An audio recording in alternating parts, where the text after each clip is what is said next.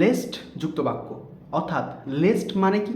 Least মানে হচ্ছে নইলে, যাতে না অথবা খারাপ কিছু হতে পারে এমন অর্থ প্রকাশ করবে এমন একটা বাক্য।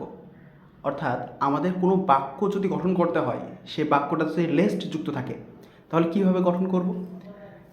লেস্ট তখনই থাকবে যখন তার আগে একটা প্রিন্সিপাল ক্লজ থাকবে, এবং প্রিন্সিপাল ক্লজের পরে লেস্ট হবে, তারপরে লেস্ট সহকারে একটা সাবঅর্ডিনেট ক্লজ হবে।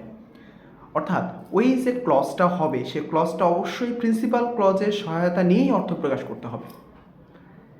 এবং লেস্টের পরের যে অংশ থাকবে, লেস্ট যেহেতু নেগেটিভ একটা অর্থ প্রকাশ করছে, লেস্টের পরের যে অংশটা হবে সেখানে কিন্তু কোনো নেগেটিভ শব্দ যুক্ত হবে না, এবং কোনো খারাপ কিছু হতে পারে এমন অর্থ প্রকাশ করবে।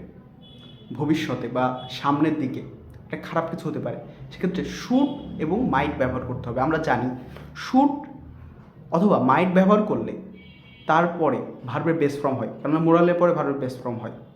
হ্যাঁ, তাহলে স্ট্রাকচারটা কেমন হচ্ছে?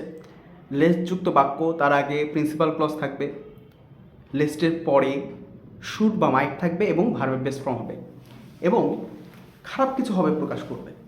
অর্থাৎ আমাদের সেন্টেন্সটা যদি এমন হয়, ওয়াক ফাস্ট, লেস্ট নইলে, ওয়াক ফাস্ট একটা প্রিন্সিপাল ক্লজ হয়ে গেল। লেস্ট নইলে কি হতে পারে? আমি আমার গাড়ি মিস করতে পারি অথবা ট্রেন মিস করতে পারি, পারি অথবা পারবো, হবেই এমন অর্থ। যদি আমি বোঝাতে চাই walk fast lest, you should miss the train অথবা you might miss the train. এবার আমি যদি বলি he has to study regularly lest, তা নাহলে কী হবে? সে ফেল করতে পারে, খারাপ কিছু হচ্ছে কিন্তু।